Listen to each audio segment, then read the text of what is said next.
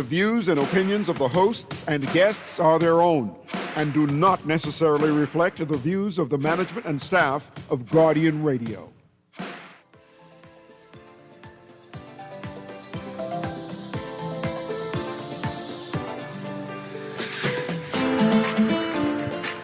Good morning and welcome to Guardian Radio AM. Today is Monday, July 21st, and this is after, and it is a little after 11 o'clock in the morning. Once again, this is C.A. Newry, and I shall be your host for today. Today, we're going to be talking about third parties and independent candidates, that is. Third parties and independent candidates and their options, their viability, and be trying to be sincere in terms of their ability to obtain seats, right? We don't necessarily want to be specific. We don't necessarily want to call the third parties like the COI and judge their eligibility and access to winning seats. But we're talking about third parties in general, in a broader scope. We're talking about those persons who are planning to run as independent in a broader scope, right? So you don't necessarily have to have a specific candidate in mind. Recently, in the Guardian newspaper, and I encourage you to buy it and actually go and turn to the editorial. It's an editorial written by Mr. Maurice Tynes. We all know who Maurice Tynes is. He used to be, what is his title inside the House? Isn't he chief clerk? Chief clerk inside the House. So when I saw this article, I know that it's coming from a section of knowledge and is worth commentary. And I want you to join in to see exactly what is Mr. Tynes' position. Let me just, I have it here, Aaron. Can you have that to be read into the records for me? I'm going to go on record as a preamble to this article, right? In the history of the Bahamas, at least modern history, there only has been one candidate. And you go and check. You can go and check and call in and correct me if I'm wrong. There's only been one political candidate who ran as an independent. Independent who had both the PLP and the F&M major parties contested the election. And that person has been Whitney Bastian for South Andros. There hasn't been anyone in recent times, maybe before I was born and I'm not familiar with the history.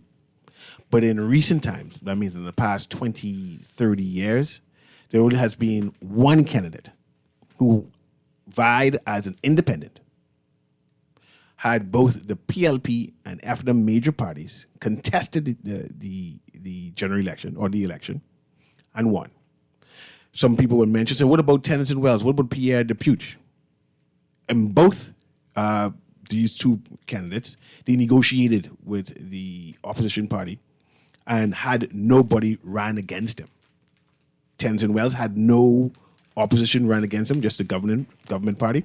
And Pierre Depuch had no opposition ran against him, just the governing party, right? They negotiated behind closed doors, and that's what was the conclusion, right? And if you can call another name that a person ran without, there has been both parties contesting the election, I would be happy to entertain, but I know those two names. Also, it also happened in Long Island. I think that was Bill Cartwright. No, it wasn't Bill. The name just escapes me, from Long Island, where, again, the person who ran for independent, he negotiated with the opposition, and only the governing party ran against him.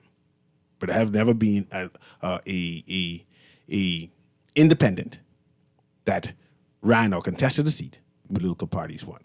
And of course, I'm willing to be challenged on that, and you can give me the history of it. I'd be happy to entertain that. But before all of that, Maurice Tynes wrote a letter to the editor, an opined, and I wanted that to go to record because I have some responses from social media that had expressed my sentiments about it also, and I want to have that in the record. I want to know if you consider third parties is a serious option, or they need some time to mature. It's going to be some time in the fire before they make it into Parliament. There has been numbers, because we have a constitutional democracy similar to various other countries, where a third party has made some entrails. I mean, they've made Entrails, not entrails. Inroads. Inroads. One is guts and gory. Yeah, That's so entrails. technically you weren't Too long. incorrect. Okay, inroads then. And I want to also use that in this example too, right? But without further ado, like have Aaron read that, and you go again, purchase the Nassau Guardian and be able to read this article again. All right, here we go. The letter to the editor's title is Third Parties Should Not Expect Early Success. Dear editor, every election cycle in the Bahamas, new political parties emerge on the scene. They start with high energy and even higher expectations, only to come face to face with reality after general elections. The truth is that third parties have not enjoyed a lot of success in the Bahamas. But you can be assured that very soon, once again, third political parties will surface. There have been third parties contesting elections from 1962, the first general election contested by adversarial political parties. Randall Fox's Labour Party was around prior to 1962. He contested that historic election under the Labour Party and won, and he also won re-elections in 1967, 1968, and 1972 under the Labour Party banner. No other third party has been nearly as successful. In addition to Sir Randall's 1967 candidacy, the National Development Party, NDP, also contested that election but was not successful. In 1968 and 1972, in addition to the Labour Party, the Commonwealth Labour Party, CLP, also contested those elections but was unsuccessful. By the 1977 election, the Free National Movement had splintered into factions, and both the FNM and the Bahamas Democratic Party, BDP, contested that election. The FNM won 2 seats and the BDP won 6 seats. By 1982, the party had reunified under the banner of the FNM. Also, 1977 saw the first appearance by the Vanguard Nationalist and Socialist Party. In 1982, the Vanguard Workers' Party and the Commonwealth Democratic Party, CDP, were the third parties that contested that election. In 1987, Randall Fox revived the Labour Party, which was the sole third party. In 1992, the Democratic Labour Reform, DLR, and the Christian Citizens Party, CCP, had emerged. And in 1997, the Bahamas Freedom Alliance, BFA, and the Survivors Party made their initial entrances. In 2002, the Coalition for Democratic Reform, CDR, and Bahamas Democratic Movement, BDM, made their entrance into the political fray and were joined by the Survivors Party and Bahamas Constitution Party. In 2007, the BDM and Survivors parties were the only third parties active. In 2012, the Democratic National Alliance and BCP contested the election, and in 2017, there were the DNA, the People's Movement, the Bahamas National Coalition Party, and the BCP. The DNA was still around in 2021 and accumulated a total of 1,497 votes, but disbanded soon after.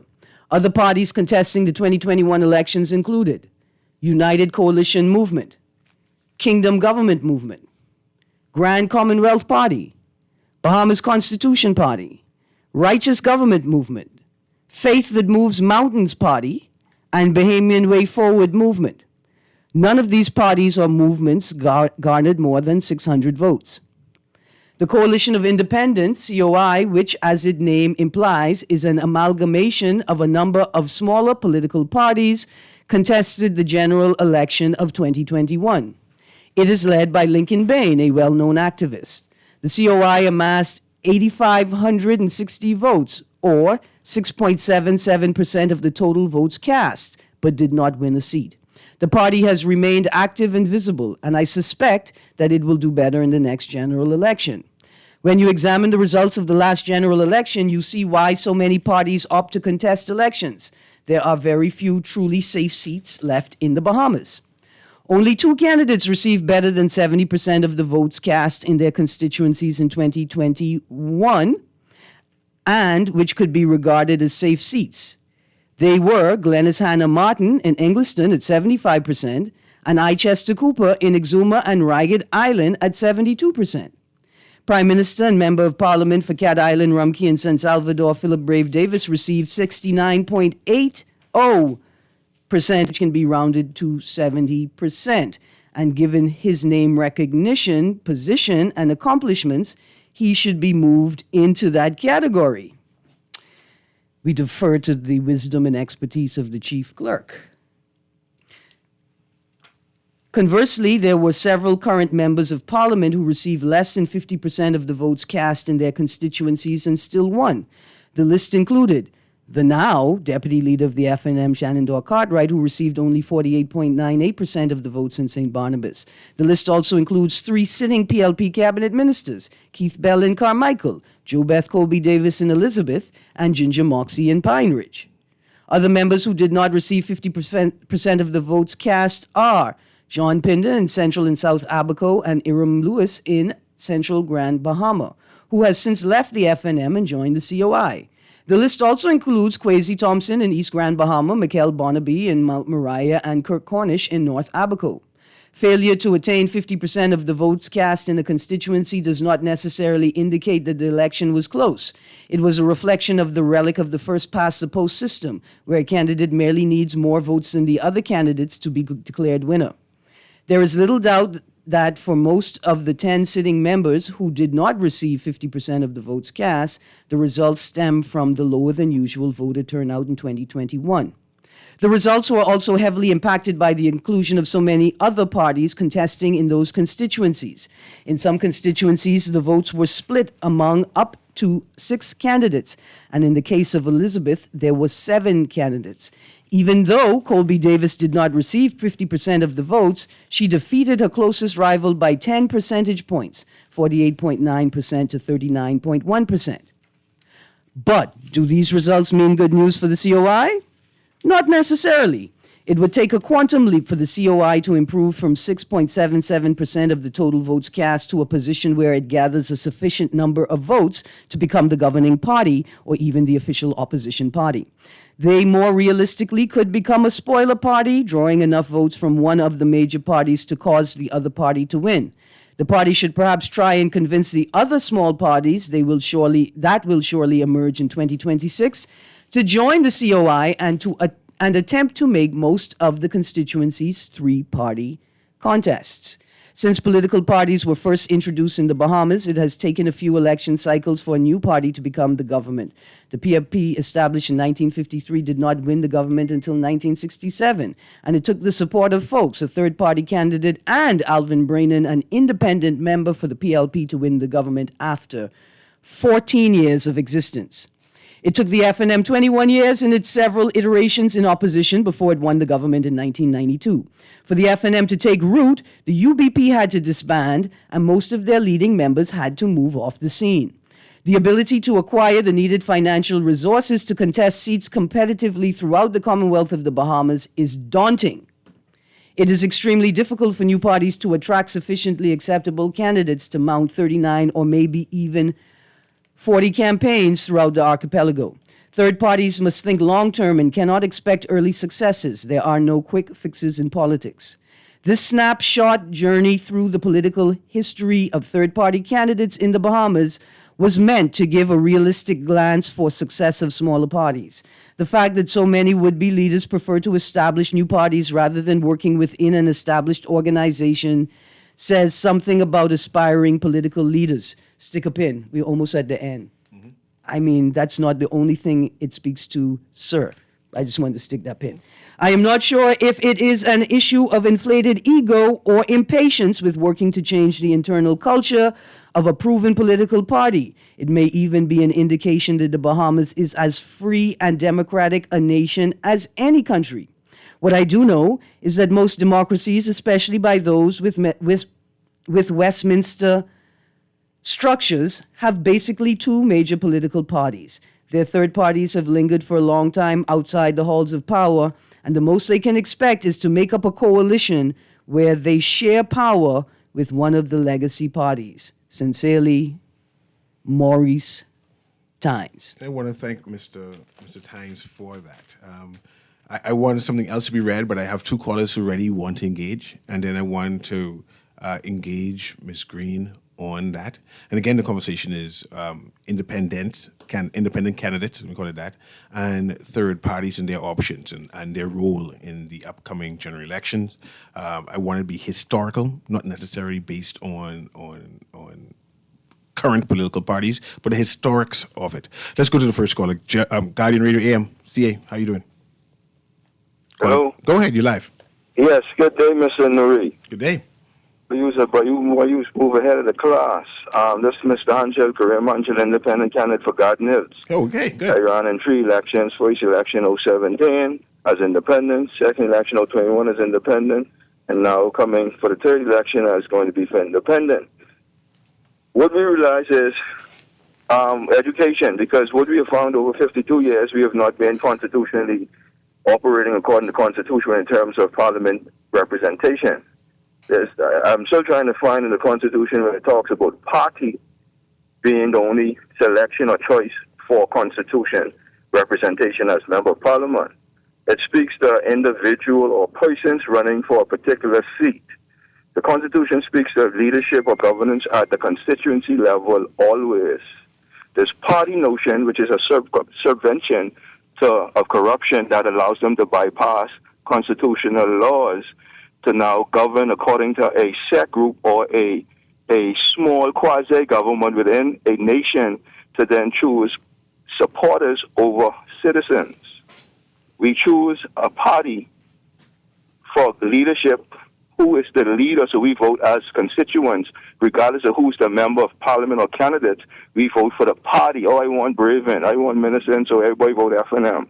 When in reality, the Constitution is designed for voters to look at specifics in terms of who's running in your area and who is going to be the best candidate to create improvement or better for constituents at the constituency level. This party talk that we've been running on for 52 years and this media blitz to always push voters to choose a party versus individuals at the constituency level is what flawed the Constitution and why our country can't seem to fix itself.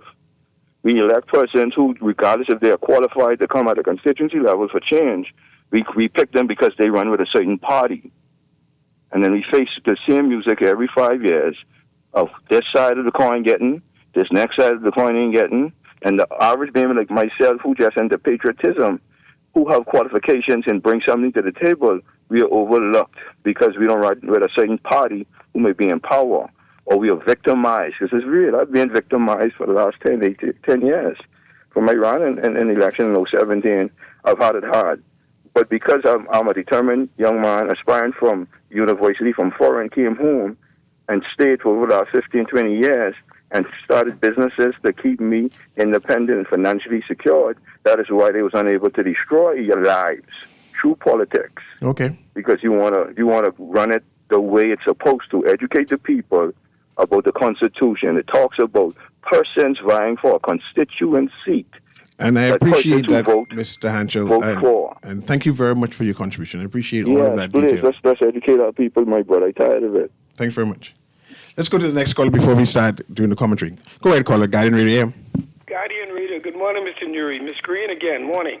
Morning. The gentleman had a good campaign run, but he can't go on talking to make people feel sorry for him to vote for him. He had to put out a platform, let the people know what he's good for in Garden Hills, let the people know what he can do in Garden Hills.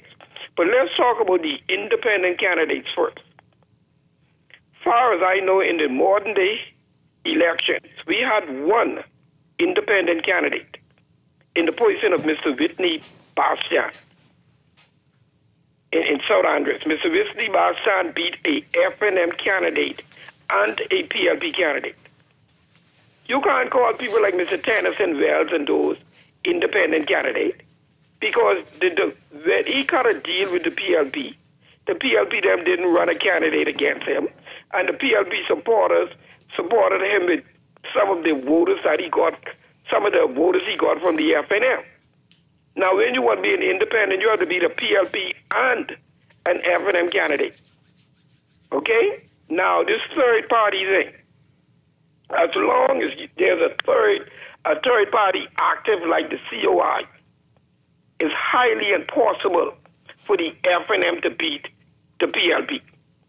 Into the CDR, the CDR with burning orange doors, the PLP won. In 2012, it was the DNA with Branwell McCartney, the PLP won. In this election coming in 2021, it was the COI that took the vote from the FNM and the PLP won. Once the COI stays active, it's highly impossible for the FNM to beat the PLP. All right, Uncle. See, the base, hold on, let me say this, Ms. Green, in closing. The base of the PLP don't move. The PLP has a base, they don't move. Okay, but hold on. Uncle, hold on. Just right there, that's what I want to talk about. But what if it turns out that the base of the COI are disgruntled PLPs? What if listen. Disgruntled what if this PLPs massive don't have some people that are mad. What if this massive jump in engagement and support, right, that the COI has experienced since the last election is an accumulation of disgruntled PLP workers on the ground? But listen to me, Ms. Green. Okay, let's use your scenario. Let's go with that.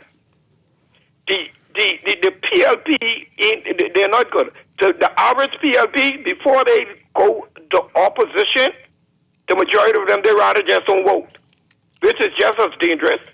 But the COI will get more traction from the FNM as an opposition against the government. See, that's the problem with that. They will get people from the opposition. They're not going to get much. If they get 10 people, two or three of them might come from the BLB. Thank you very much, caller. I appreciate it. Just give some commentary about that.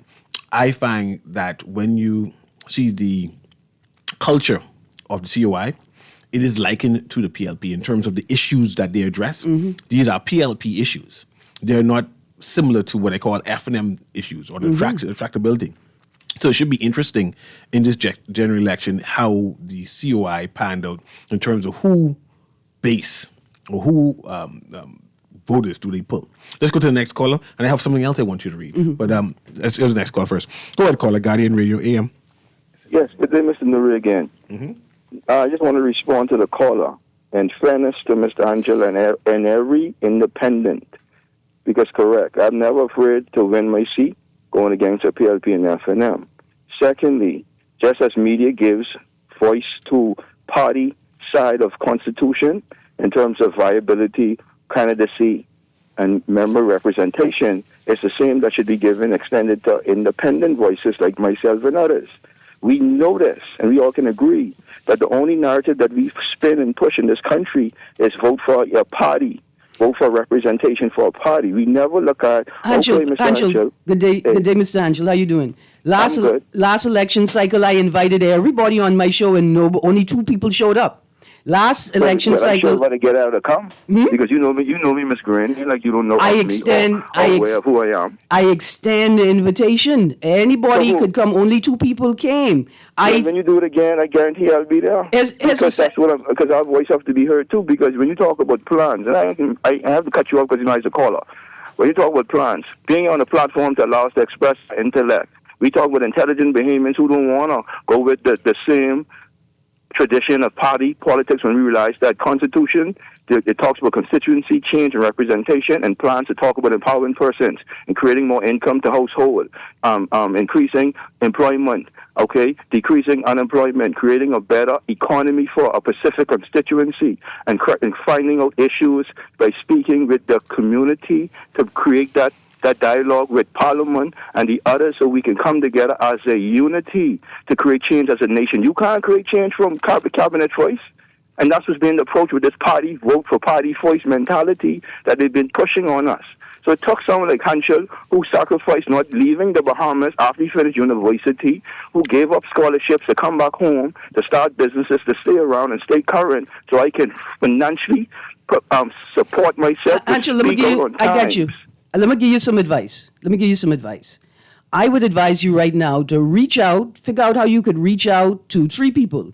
Maurice Tynes, Sean McQueenie, Casey, And the third person is Carl Bethel, right? Maurice Tynes, obviously because of his expertise and his wealth of knowledge about the operation of party politics and the juxtaposition of the Constitution to the function of parties, party politics and governance, But right? that's what I'm not pushing. That's what I'm saying to you. You're trying to steer me into Hanschel, no, that. Hanschel, I'm trying to give you some advice, man. I'm trying to give you some advice. I'm an advocate for it. Reach out to those guys because they could explain to you, right, the way that our Constitution was constructed differently from other Caribbean constitutions with the same model. And then you could get a better understanding of why it operates the way it does now. That's it. That's all I'm telling you to do, right? Because it turns out that the way that Pindling constructed this Constitution, that it puts the weight, the power, the authority on the parties as opposed to the individuals. I try and give you some advice, Anshel, that's all. We're going to take a quick break. When we come back from the break, we go to the next caller. But I have something I want you to read by a social media blogger. And I want to put that in the record too so we can comment to that, okay? This Guardian Radio AM with C.A. Newry. We'll take this quick break and we'll be right back.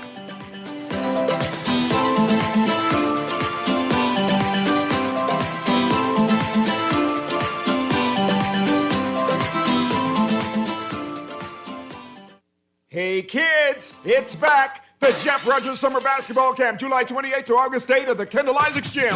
Monday to Friday, 9 a.m. to 1 p.m. for boys and girls, 5 to 18. Pair and learn from the NBA superstars past and present, including our very own Buddy Hield of the Golden State Warriors, Klay Thompson of the Dallas Mavericks, former Laker great Michael Sweet Bells Thompson, another great among the point guards back in the day, Muggsy Bogues, and many others. Application forms now at the Bahamas Conference of Seventh-day Adventists, Tonic Williams, Darling Highway. Call 341-4021 or check the website, jeffrogersbasketballcamp.com. For fast, reliable, and impactful printing services, look no further. Let Printmasters bring your masterpiece to life. We stand by our quality products that is second to none. Our affordable pricing and friendly, efficient staff makes Printmasters the ultimate choice for all your printing needs. We can deliver any type of printing services, from banners to booklets to business cards. You name it, we can print it. Let Printmasters bring your masterpiece to life. Located in the Nassau Guardian Building, telephone 302-2361. Love the show? Want to give your support? Become a sponsor today. Call 302-2300 for our rates and packages. That's 302-2300. Become a sponsor on Guardian Radio 96.9 FM. Fresh news, smart talk, all day. This is Guardian Radio 96.9 FM. Fresh news, smart talk, all day.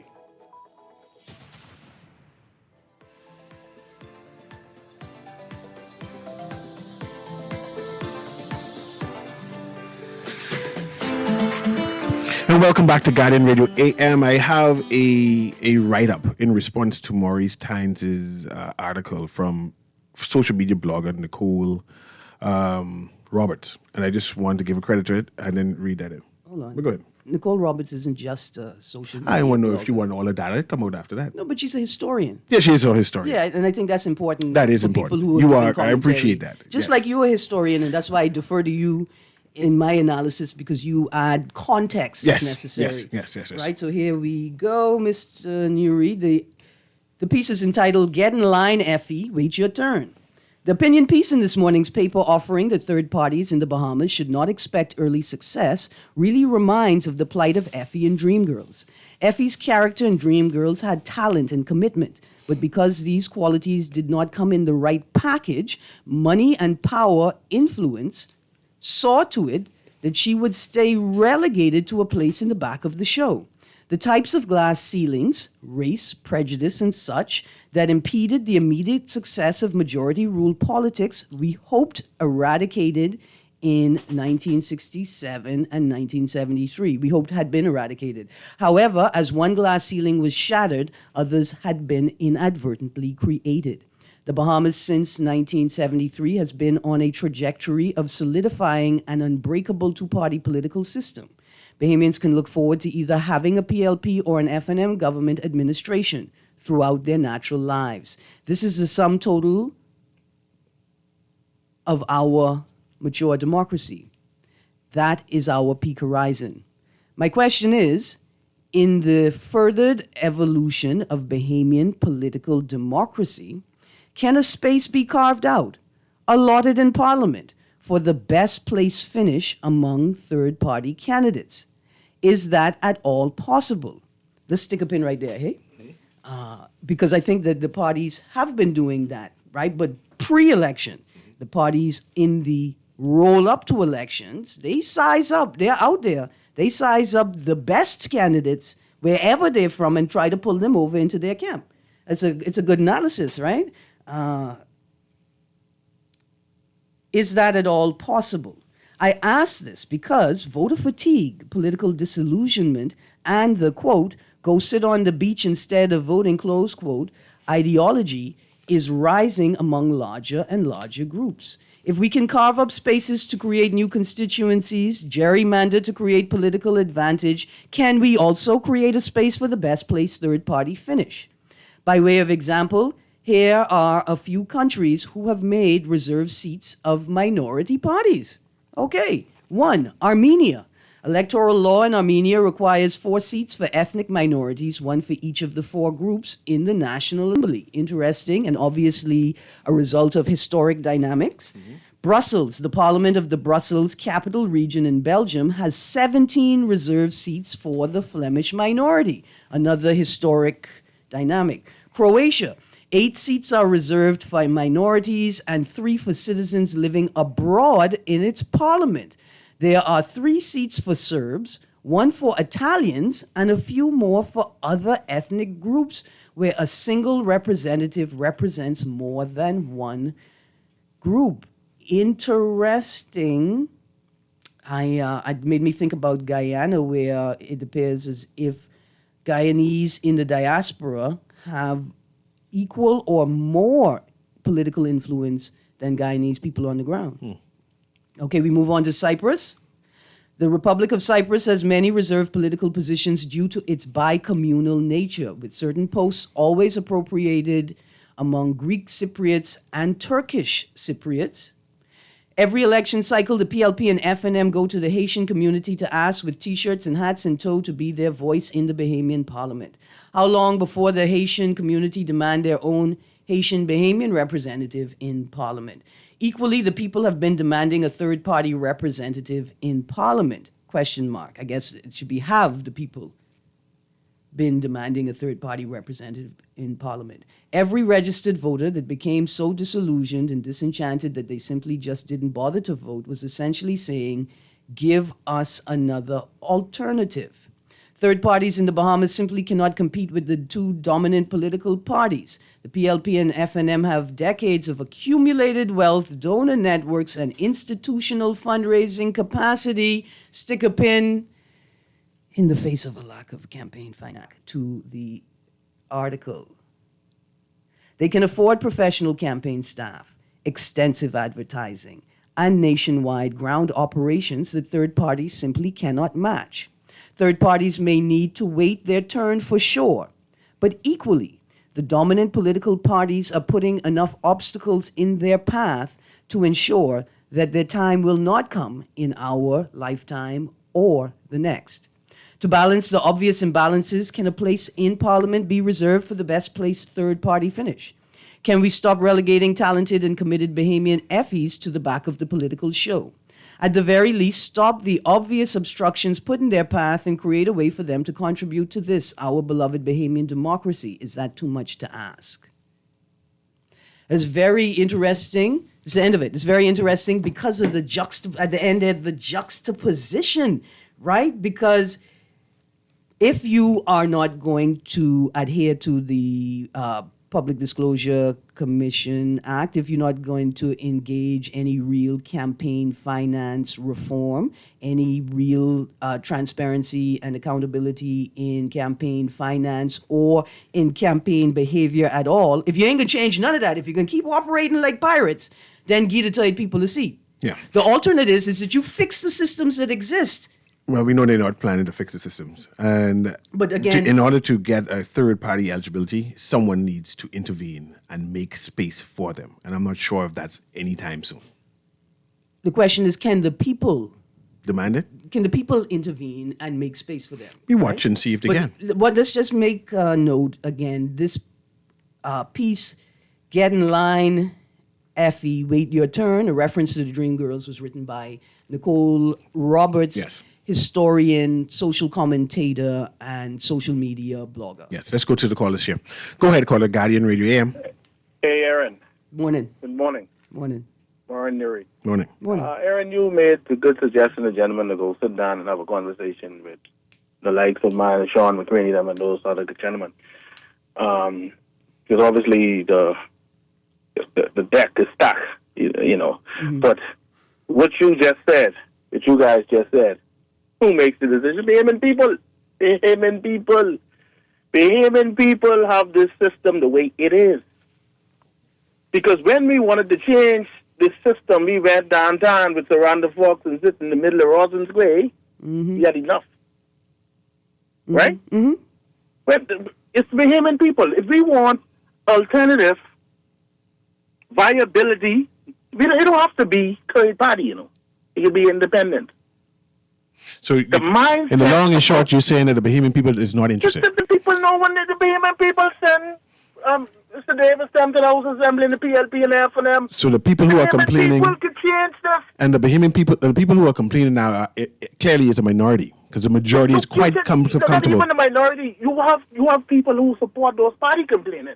But my problem is, we believe that this country, the policies and procedures of this country will be built by ministers. When we elect the minister, it ain't the minister, it's policies, Okay. it's legislation. The only way that can happen if you put some people in there who can help vote against these bad policies and speak on behalf of you. We need people to represent us in Okay. that house. That's what the country's starving for, you know. I appreciate you, caller. Let's go to the next caller, April. Go ahead, Guardian Radio AM, you're live. Call Gurn once. Call Gurn twice. Okay, Aaron. The caller who just spoke just now, he indicated that it's the Bahamian people. Yeah. You and I have rowed back and forth about this before, where you are agitating that things can change and these things could change through lobbying, and I'm saying that the Bahamian people don't want to change. We're quite comfortable with what it is at this present time, and what you are agitating, we hear you. We hear all of what you're saying, but we're not interested. Okay, we're pause. not interested. We're comfortable with what it is. This is why we vote the way we are, and then you try put. I'm not saying you directly. Then you try put the guilt trip on us for concluding that we're comfortable. Okay, pause right there. Two things. I don't think it's as clear or as simple as that. I think that Bahamians are savvier than we would like to think. I think that Bahamians have made an assessment of what it would take to make the change and whether they have the resources available to them to engage in that process, right? The things that people are faced, the real living dynamics people are faced with, right? You can't just ignore them. I got children in university. I have elderly dependents that I'm trying to organize their lives and their future, right? With them and for them, and sometimes without them because they in the tree score and 10 gang and they don't rule. But the point is that it is possible. I'm not going to beat Bahamians up because they're not making the move. It requires a system, right? And that's the irony of this conversation. You want Bahamians to move, but you're not providing them a system to move with. And you can't do that. You can't expect that. Okay, let's go to the next caller. And then we're going to talk about Kalani and the possibility of an independent beating two major political parties, and has it happened in our history? But go ahead, caller, Guardian Radio AM. Good morning, CA. Good morning. Morning, Aaron. How y'all doing? Good. Okay, Mr. Times, he did a wonderful job on that documentary right now. And tomorrow, let's do a follow-up now on how the PLP up to one time and the FNM up to one time. For the last 20 years, we've been flipping governments every time. And then let's do a documentary. All right, Finland do 25 years. Ingram do 10. Then we had 5, then 4 years and 3 months. Let's look at that. Keep the decline. 25, 10, 5, 4 years and 3 months. How angry the people getting. At the time, even ending. Let's do a documentary on how Finland do 25 years, and for the last 5 years, we changing governments every 5 years. Like, we burning tires, we spinning tires, we ain't going nowhere. Perry Christie stand up on the stage in opposition in 2002, say, Ingrid will let us know about selling Butelco. We can implement the Freedom of Information Act. 20 years later, no Freedom of Information Act. Okay, Mr. Tynes, you did a good job on that. Now, you have a lot of knowledge. Let's do the breakdown. How we had a 25 years government. Now we have, for 25 years, we changing governments every 5 years. We only burning tires and we ain't going nowhere. You all have a nice day. Thanks. And we'll know at this general election, if the PLP is unable to secure another 5 years, then we know that's going 5, 5, 5. Because this PLP administration, in terms of being a populist government and doing all those media and strategic moves, they trying to make sure clinch everything, right? They hired various media personnel. They have answered a number of issues that was trending, right? They have, in quotes, they have done everything right. Of course, there's issues. They have done everything right. A political scheme, not saying no, in terms of governance. Yeah, talking about a political scheme. So if they're unable to secure this victory, then we'll say, yes, the Bahamian people is just fed up and going left, right, left, right. What's the point of securing the win if you can't secure good governance? Two different things. Yeah, but I hear you. Two different things. Yeah. Go ahead, caller, Guiding Radio AM. Yeah, good morning to each of you. This just on the last caller, let me explain. He's absolutely correct. Here's the problem we had.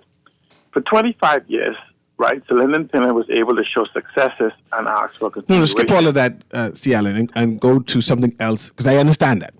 That's something, but what I'm saying, it brings in, I want you to bring to the point, because this is where the independent seekers and the third parties, they never show competence in what they can do. Their major complaint is always, you have given the other two parties a chance, parties are failures, so elect our party.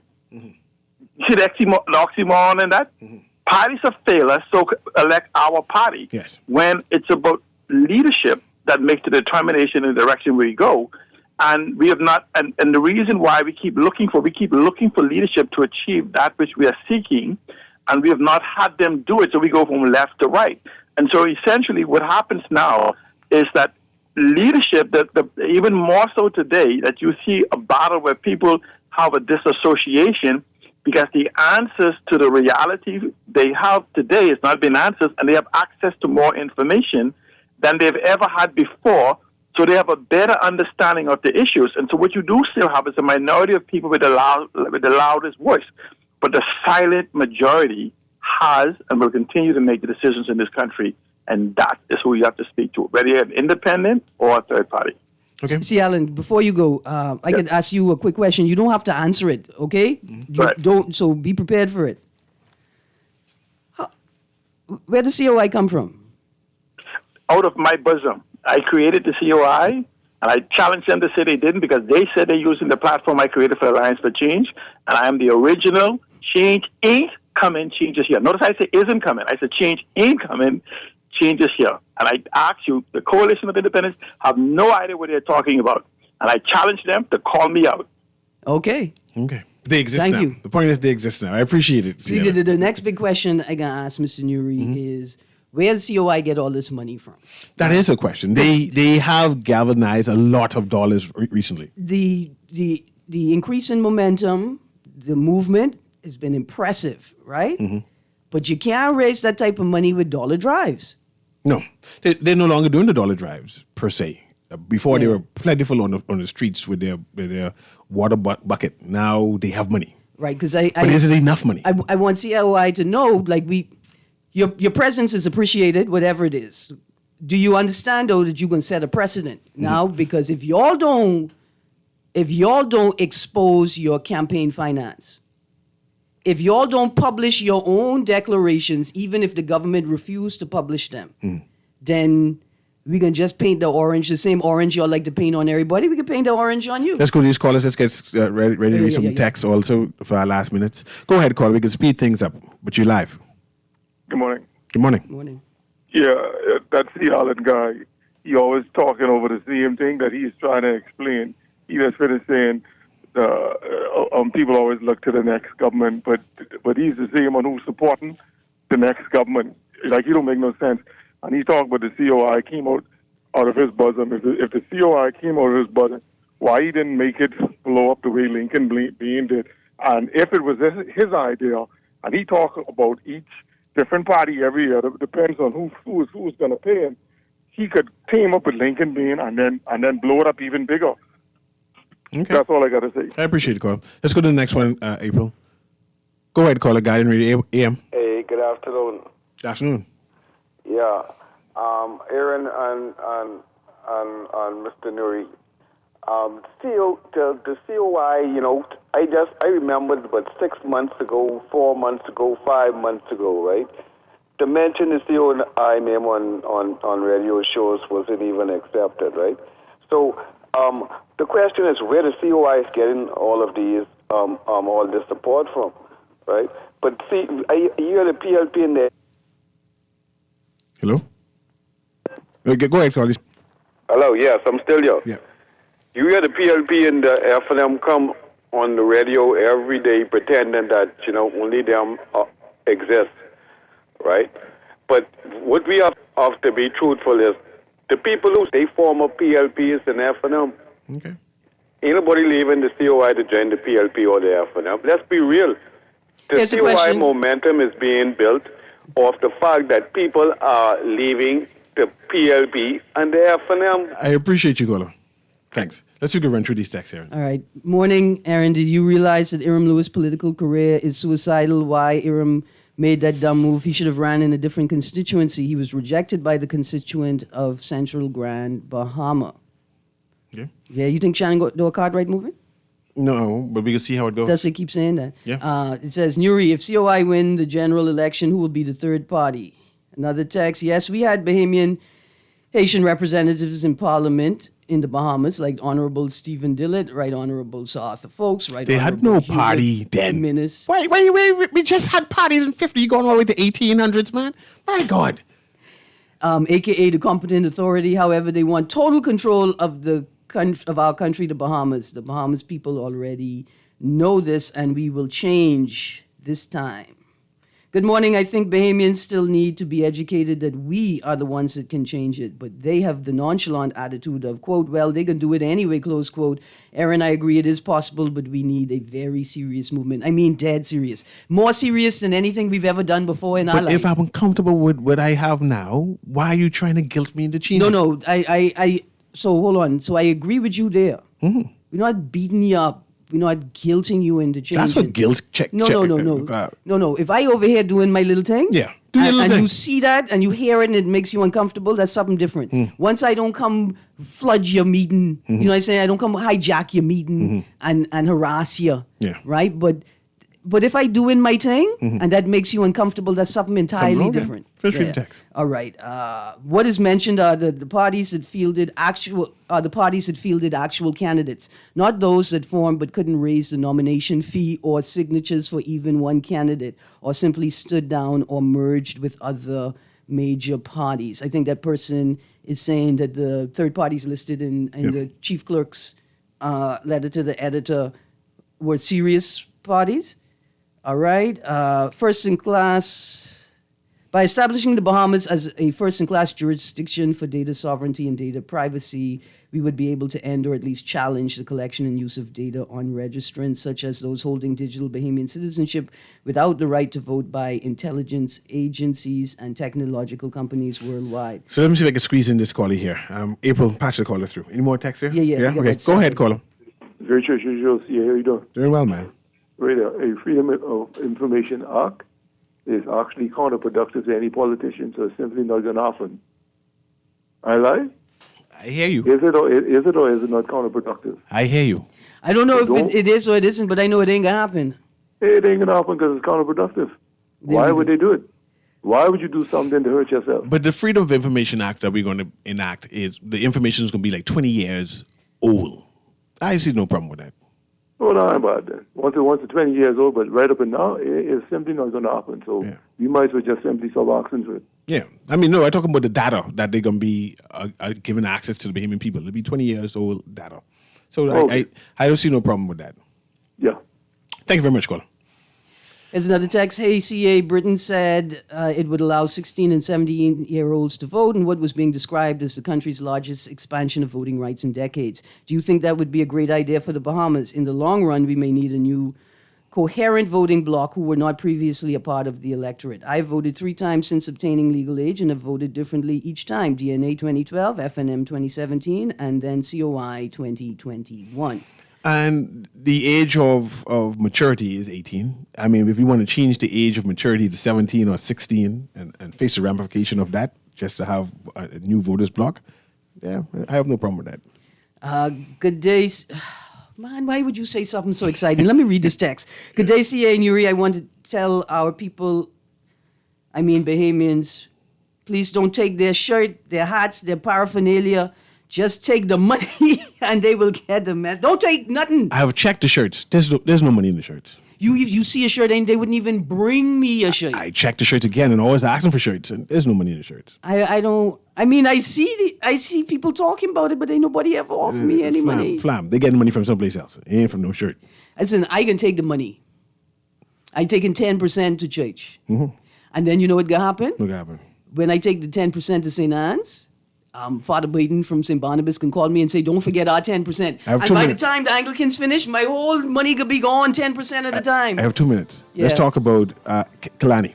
You think that independent could be 2 parties? Yeah. You think it's possible? Yeah, I can tell you why. Go ahead. Because if Michael Barnett Ellis was the front runner. You talking personalities. Go ahead. And now Deal is obviously, his flyers are out. He's an aspirin candidate. Mm-hmm. It's a lot of tension in there. Yeah. Two So you think candidates. they will stay home, or you think they'll just vote someplace else? I think they'll vote for Minnis. They vote for Minnis? And you don't believe the idea that the PLP candidate is very popular, and Who he's is being the campaigned. candidate? Ronnie Duncombe. According to the PLP, they're aiming to beat Minnis this election. What has Ronnie Duncombe done Campaigning, outside of politics? Campaigning No, non-stop. outside of politics. Campaigning in the area. Just campaigning. No, outside of politics, what has he done in the country to show like an audition? He's a tourism official. He's a tourism person. He's just very popular in that whole area now. He's been canvassing for the past 4 years. PLP thought they was going to secure it with a minister leading the FNM. So imagine now what minister don't even have a party. They say they can claim it. Anyway, this has been Guardian Radio AM. I see a PLP victory in Kalani. Have a good day.